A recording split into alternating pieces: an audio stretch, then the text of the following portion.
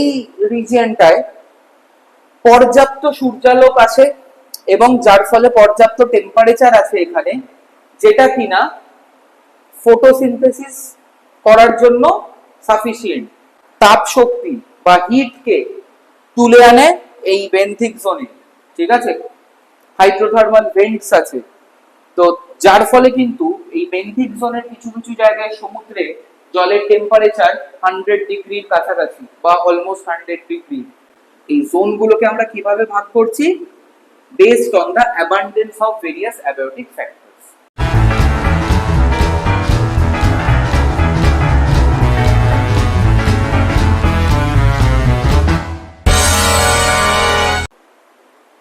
এইবার আমরা লাইটের ওপর এবং অক্সিজেনের লেভেলের ওপর দেখব কি রকম ভাবে একটা পার্টিকুলার হ্যাবিট্যাটের স্ট্র্যাটিফিকেশন হয়।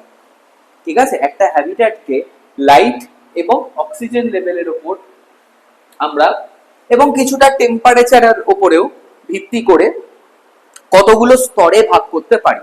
চলো আমরা একটা ডিপ লেক এবং একটা ওশিয়ানের টোপোগ্রাফিটা দেখি কি রকম দেখতে হয়।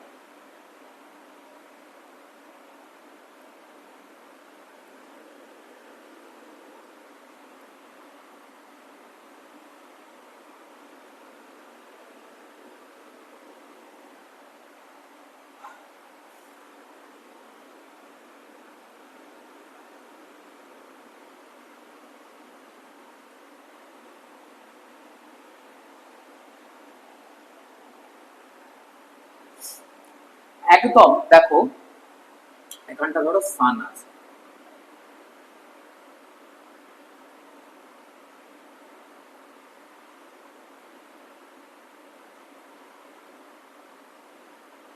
সান। ঠিক আছে, একদম পাড়ে বা সি শোর বা লেক শোরে কিছু আমরা গাছপালা, উদ্ভিদ, পশু পাখি দেখতে পাই।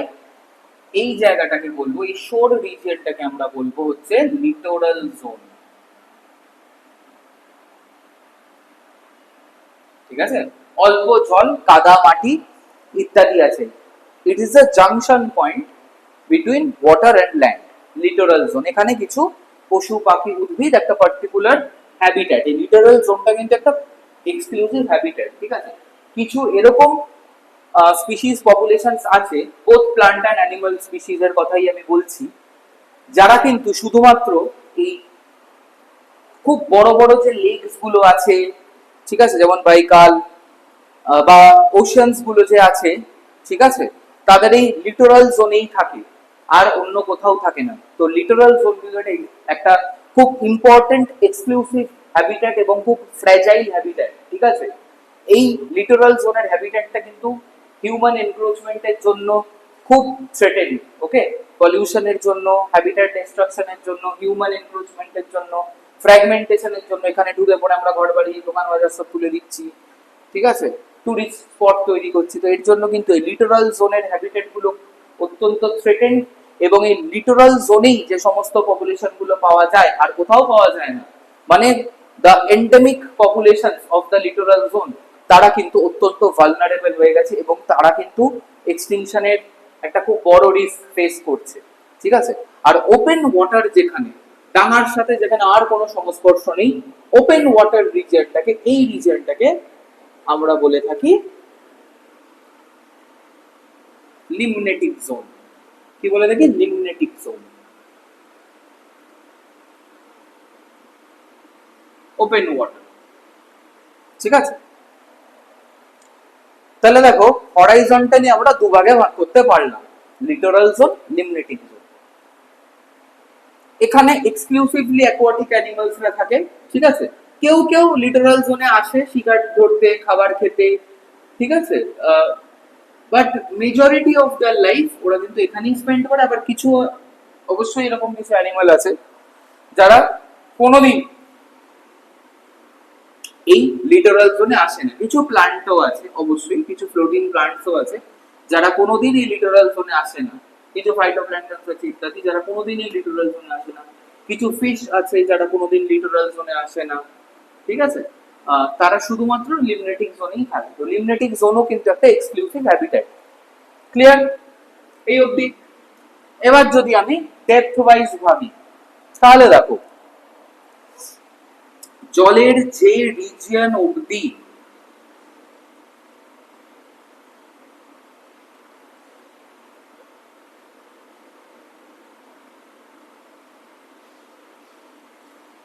জলের যে রিজিয়ন অবধি প্রপার সানলাইট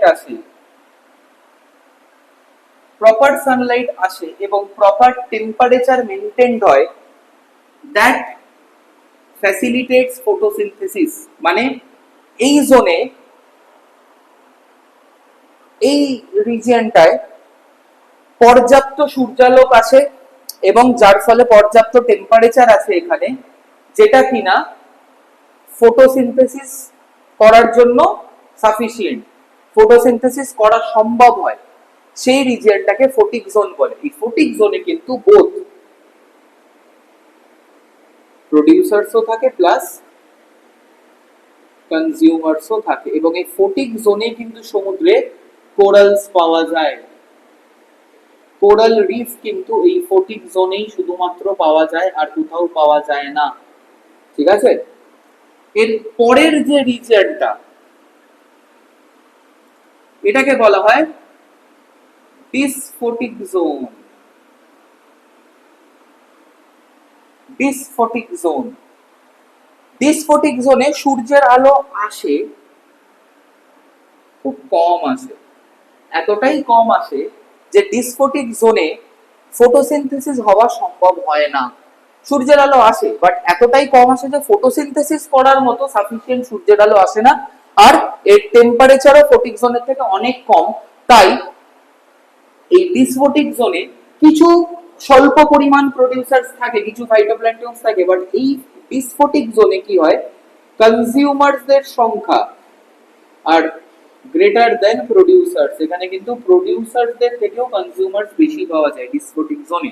তার কারণটা এক্ষুনি বললাম, টেম্পারেচার অনেক লো থাকে ফোটিক জোনের তুলনায়, আর সূর্যের আলো এতটাই কম আসে, ঠিক আছে, অপর্যাপ্ত সূর্যের আলো আসে, যার ফলে কিনা ফটোসিনথেসিস করা সম্ভবপর হয় না। কিছু কেমোসিনথেটিক প্রোডিউসার্সরা থাকে, ঠিক আছে, কিছু ফাইটোপ্ল্যাঙ্কটন থাকে যারা ওই অপর্যাপ্ত সূর্যালোকেও ফটোসিনথেসিস করতে পারে।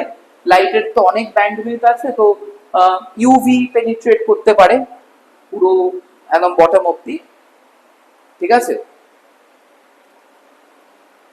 তো সেই সমস্ত এনার্জি গুলোকে অ্যাবজর্ব করে তারা ফটোসিনথেসিস করতে পারে, বাট তাদের সংখ্যা কনজিউমার্সদের থেকে অনেক কম। এই ডিসফোটিক জোনে কনজিউমার্স বেশি, প্রোডিউসার্স কম। এর নিচে সূর্যের আলো নেই, সূর্যের আলো আসেনি, এটা চির অন্ধকার একটা জায়গা, totally dark place known as aphotic zone or profundal zone, ঠিক আছে, দুটো নামেই ডাকা হয়। প্রোফান্ডাল জোন, এখানে নো প্রোডিউসার্স, এখানে অনলি কনজিউমার্স আর প্রেজেন্ট,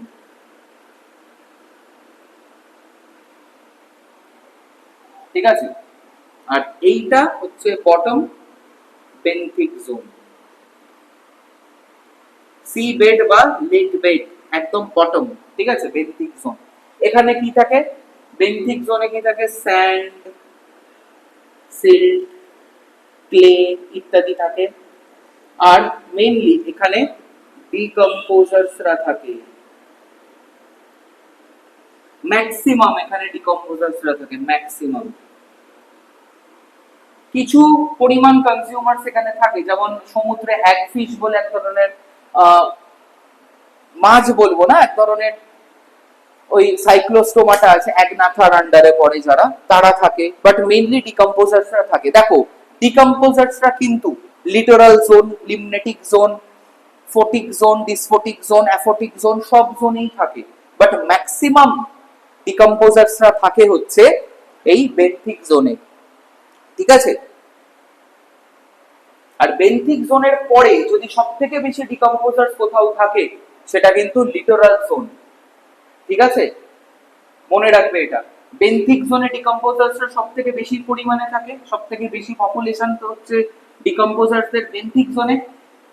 তারপরে সব থেকে বেশি পপুলেশন মানে second most population rich habitat of decomposers হচ্ছে লিটোরাল জোন। বেন্থিক জোনে সব থেকে বেশি ডিকম্পোজার্স পাওয়া যায়, তারপরে লিটোরাল জোনে সব থেকে বেশি পাওয়া যায়। তাহলে greatest diversity of decomposers benthic zone, second greatest diversity of decomposers littoral জোনে পাওয়া যায়। ঠিক আছে, আচ্ছা এবার দেখো আমরা যত টপ টু বটম যাব, ঠিক আছে, এখানে লো O2, এখানে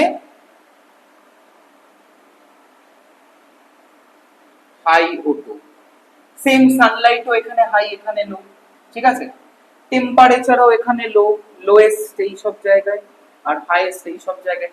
যদিও মনে রাখবে সমুদ্রে, গভীর মহাসমুদ্রে এই বেন্থিক জোনে প্রচুর হাইড্রোথার্মাল ভেন্টস আছে, যারা কিনা পৃথিবীর ম্যান্টেল রিজিয়ন থেকে, কোর রিজিয়ন থেকে, ঠিক আছে, তাপ শক্তি বা হিটকে তুলে আনে এই বেন্থিক জোনে, ঠিক আছে, হাইড্রোথার্মাল ভেন্টস আছে। তো যার ফলে কিন্তু এই বেন্থিক জোনের কিছু কিছু জায়গায় সমুদ্রে জলের টেম্পারেচার 100 ডিগ্রির কাছাকাছি বা অলমোস্ট 100 ডিগ্রি, ঠিক আছে, সেখানে কিন্তু আবার টেম্পারেচার লো হবে না। বাট লেকের ক্ষেত্রে জেনারেলি এই সারফেসের তুলনায় বেন্থিক জোনের টেম্পারেচার অনেক কম থাকে। কিন্তু মনে রাখবে শীতকালে কিন্তু গল্প উল্টো হয়ে যায় লেকের ক্ষেত্রে। যে সমস্ত লেকের উপরে বরফ জমে যায় সেই সমস্ত লেকের নিচে কিন্তু বরফ জমে না, মানে তখন উপরের জল বেশি ঠান্ডা হয়ে যায় আর নিচের জল উপরের তুলনায় গরম থাকে। একে টেম্পারেচার ইনভার্সন বলা হয়, যেটা শীতকালে দেখা যায়। শীতকালে কিন্তু ঠান্ডা অঞ্চলে যেখানে বরফ পড়ে, বরফ টরফ জমে যায়, সিকিমে যেমন ছাঙ্গু লেক ইত্যাদি আছে, সেইখানে কিন্তু গরমকালে জলের নিচে টেম্পারেচার কম, জলের উপরে টেম্পারেচার বেশি। বাট শীতকালে টেম্পারেচারের ইনভার্সন হয়ে যায়, কি ইনভার্সন অফ টেম্পারেচার বলে, মানে উল্টে যায়। তখন কি হয়, শীতকালে লেকের ওপরে বরফ জমে, লেকের ওপরে জলটা একদম 0 ডিগ্রিতে থাকে বা সাব জিরো টেম্পারেচারে থাকে, বাট লেকের নিচের জলটা কিন্তু 0 ডিগ্রির ওপরে থাকে, তাই এটা ফ্রিজ করে না। তাহলে লেকের নিচে গরম জল, ওপরে ঠান্ডা জল, উল্টে যায়, টেম্পারেচার ইনভার্সন হয় শীতকালে। তাই আমি টেম্পারেচার ফ্যাক্টরটাও লিখলাম, ঠিক আছে, এবং টেম্পারেচার ইনভার্সনের কথাটা কিন্তু তোমরা অবশ্যই খেয়াল রেখো। তাহলে দেখো এতগুলো অ্যাবায়োটিক ফ্যাক্টরের উপর ডিপেন্ড করে আমরা একটা পার্টিকুলার হ্যাবিট্যাটকে এতগুলো ভাগে ভাগ করতে পারি, এবং প্রত্যেকটা ভাগে আলাদা আলাদা বায়োডাইভার্সিটি আছে, আলাদা আলাদা পপুলেশন আছে, আলাদা আলাদা স্পিসিস আছে। তাহলে স্পিসিসেরও স্ট্র্যাটিফিকেশন হয়ে গেল, বায়োডাইভার্সিটিরও স্ট্র্যাটিফিকেশন হয়ে গেল based on the abiotic factors, তাই না? তো এটা কিন্তু খুব ইম্পর্টেন্ট, এটা মাথায় রেখো। ওকে, এটা হচ্ছে ডিফারেন্ট জোনস, এটা হচ্ছে different zones of a deep lake or ocean ecosystem। এই জোনগুলোকে আমরা কিভাবে ভাগ করছি? based on the abundance of various abiotic factors. Okay, that's all for today. Thank you.